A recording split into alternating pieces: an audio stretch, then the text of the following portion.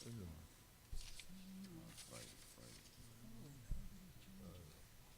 it's family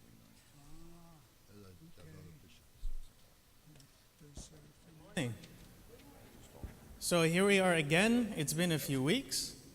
But we'll jump right back into the Gospel of Matthew. Why not? So today we will begin chapter 11. We'll go chapter 11, verses 1 to 11. So let's take out these books that we have in our pews that say something like, oh, the Orthodox Study Bible. And let's open it up. Page 31.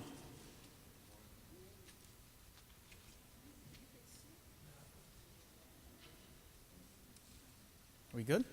Page 31, chapter 11, verses 1 to 11. Now it came to pass, when Jesus finished commanding his 12 disciples, that he departed from there to teach and to preach in their cities.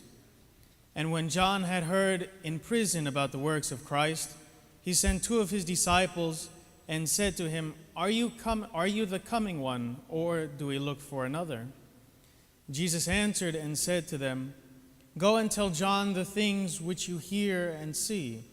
The blind see, and the lame walk. The lepers are cleansed, and the deaf hear. The dead are raised up, and the poor have the gospel preached to them. And blessed is he who is not offended because of me. As they departed, Jesus began to say to the multitudes concerning John, What did you go out into the wilderness to see? A reed shaken by the wind? But what did you go out to see? A man clothed in soft garments? Indeed, those who wear soft clothing are in kings' houses. But what did you go out to see? A prophet? Yes, I say to you, and more than a prophet, for this is he of whom it is written, Behold, I send my messenger before your face, who will prepare your way before you. Assuredly, I say to you, among those born of women, there has not risen one greater than John the Baptist, but he who is least in the kingdom of heaven is greater than he. So there's a lot of stuff going on here. Primarily, we're talking about John. He's imprisoned, and he sends out a couple of his disciples to ask Christ, Hey, are you the guy to come? Are you the one we've been waiting for? Or are we looking for someone else? And then Christ sends back a message to John, and he continues with some of these quotes that we will get into. In chapter 11, we will see Christ talking all the time. He speaks to different people about different things. We hear his accent and his voice vary and change. And we'll see how this occurs. So let's first point out John's question. Are you the one coming, or do we look for another? Here we see that John the Baptist is in prison and sends one of his disciples to Jesus with this question. John knew that he was never to see the light of day again as he grew up to know it. He was thrown into prison, into a place that was dark, something completely opposite of what he was used to. He grew up and he lived in the wild. A dying man that he knew that he was could have no doubts. So he must be sure. And that's why he asked this question. But there are many possible things behind the meaning of this question. For example, the first one, some people think that the question was asked not for John's sake at all, but for the sake of his disciples. It could be possible that when John and his disciples were talking in prison, the disciples questioned whether Jesus was really the one to come. And John said to them, If you have any doubts, go and see what Jesus is doing, and your doubts will be at their end. So he not challenged his disciples, but he said to them, Well, stop asking me, go see for yourself. This answer could be one of the best. it is better not to counter an argument with an argument, but to say, give your life to him and see what he can do with it. So John didn't question his disciples. He didn't argue with them. He rather gave them this hope, telling them, hey, go see for yourself. The supreme argument for Christ is not an intellectual debate, but the experience of his powerful love. Second, it could be that John's question was the question of impatience. He was nearing his end. The divine fire of cleansing judgment had begun to burn. It may be that John was thinking, when is he, being Christ, going to blast his enemies? When is the day of God's holy destruction, let's say, to begin? It could be that John was impatient because Jesus, this guy from Nazareth, wasn't whom he thought he was going to be. The man who waits for savage wrath will always be disappointed in the person of Jesus. But the man who looks for love will never be defeated. It could be, the third idea here, it could be that John's question was nothing less than the question of dawning faith and of hope. He had seen Jesus at the baptism. In prison, he had thought more and more about him. He was alone with his thoughts. And the more he thought, the more certain he was that Jesus, this guy, was he who was to come. And now he puts all of his hopes into this one question. It may be that this is not the question of a despairing and impatient man, but the question of one whose eyes the light of hope has shone, and who asked for nothing but for confirmation of this hope.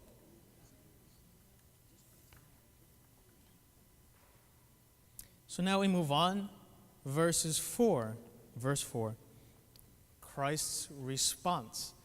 Here we see the accent. As I said, we'll see many accents in chapter 11. Here we see the accent of confidence, the confidence of Christ. So verse 4, Jesus answered and said to them, "Go and tell John the things which you hear and which you see." In other words, Jesus said to John's disciples, as it were, go back and tell him what I am. Don't tell him what I'm saying, but tell him rather what I am doing. Don't tell John what I am claiming, but tell them rather what is actually happening. Jesus demanded that there should be applied to him the most acid of tests, and that of deeds. We talk about deeds, good works of faith, right? Christ wanted to be known as one who acts. Jesus, the only person who could ever demand without qualification to be the judge, not by what he said, but by what he did, how he lived. The challenge is still the same. He did not so much say, listen to what I have to tell you, as look what I can do for you, see what I have done for others. The things that Jesus did in Galilee, he still does. In him, those who are blind to the truth about themselves, about their fellow men, and about God, have their eyes opened. Finally, we see the warning. Blessed is he who takes no offense at me. Where is that? Verse 4, and blessed is he who is not offended because of me. And this was directed to John himself. It was spoken to John because he had only grasped half of the truth. John preached the gospel of divine holiness and of divine destruction. Remember, he was a prophet of the Old Testament. Jesus preached the gospel of divine holiness with divine love. That's the distinction. Divine destruction and divine love. In other words, Jesus was saying, maybe I'm not what you expected me to be.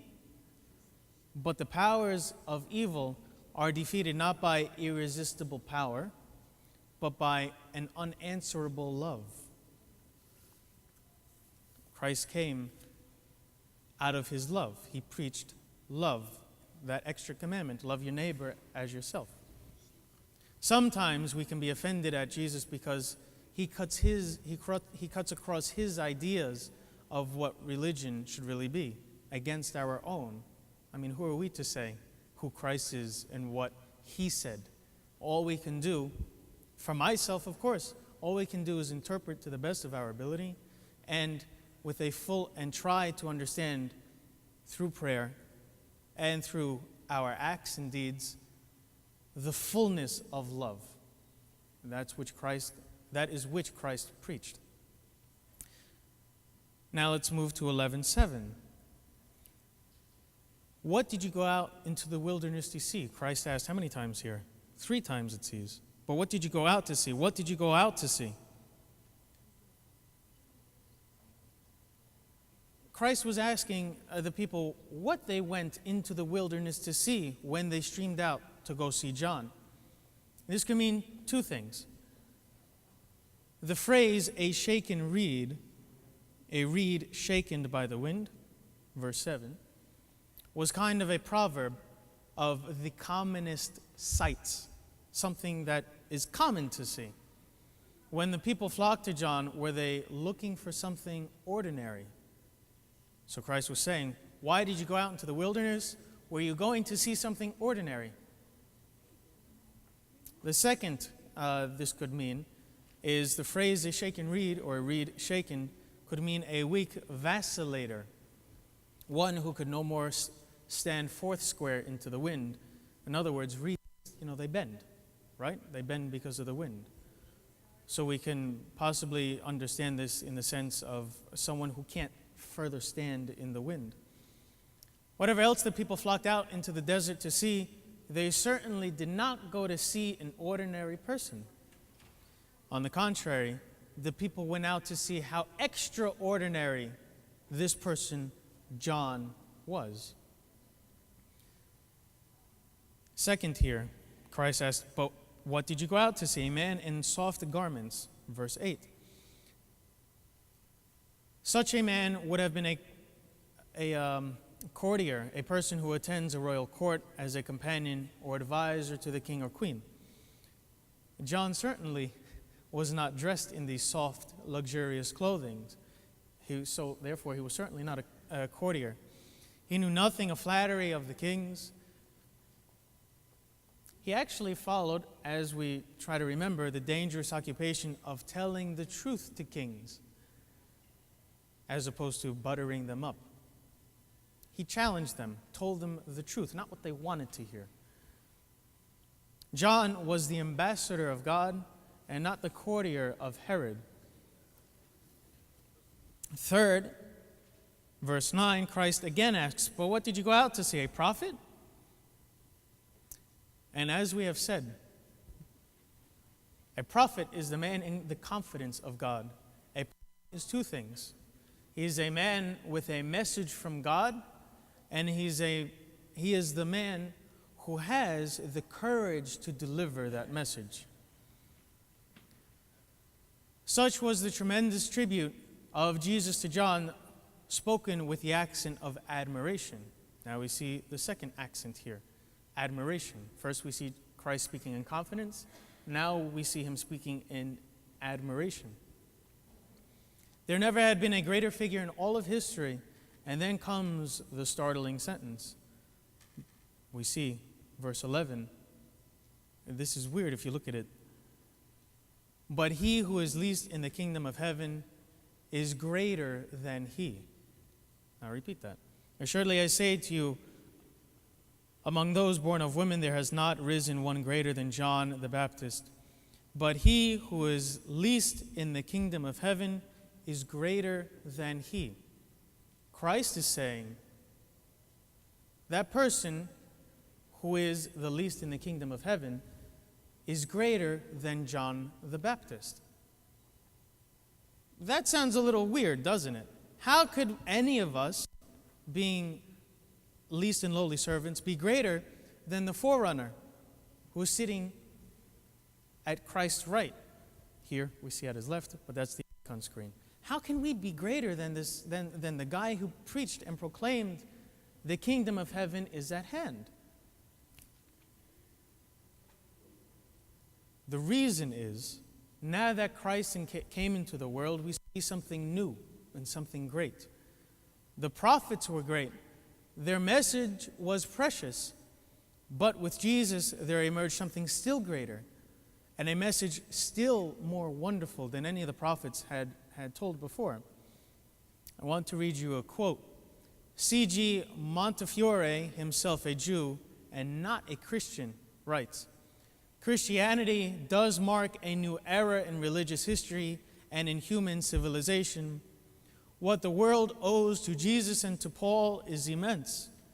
Things can never be, and men can never seem the same things as were and as men thought before these two great men lived." So in other words, we see here a non-Christian freely admits that there could never be the same, life, I guess, could never be the same now that Christ had come. Things had changed. What is it that John lacked that we and those who have lived after him are, I don't want to say privy to, but have the experience of? What is it that the Christian has that John could never have? The answer is simple and fundamental, and that is, John had never seen the cross. I hope a light bulb lit, because it definitely did for me when I read this. John had never seen the cross.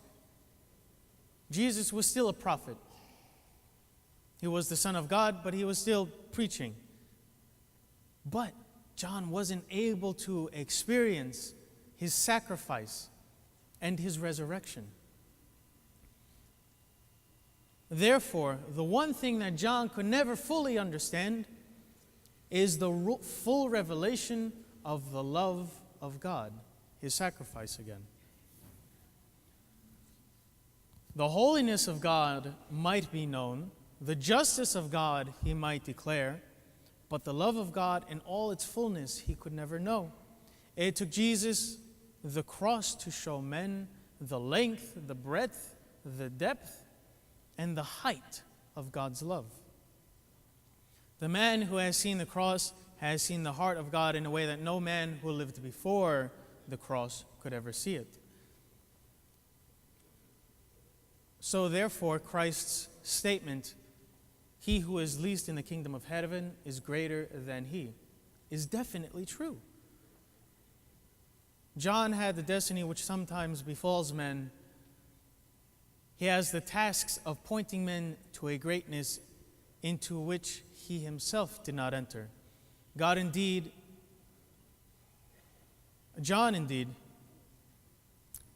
was God's signpost. He needed a signpost. He needed someone, hence the forerunner, to show us where to go. But if we remember this great and awesome truth, that through the cross, through Christ's sacrifice, through his death, and then through his resurrection, through the cross, joy has come to all the world, right? If we always extol the cross, we can always rejoice in Christ's resurrection.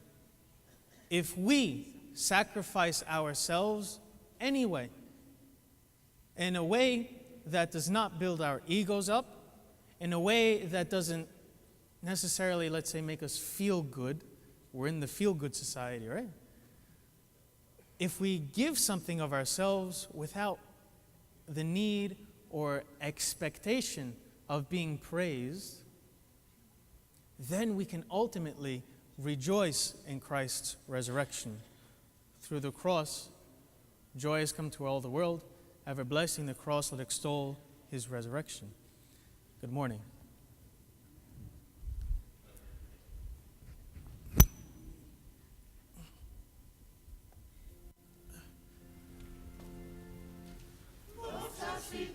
Come.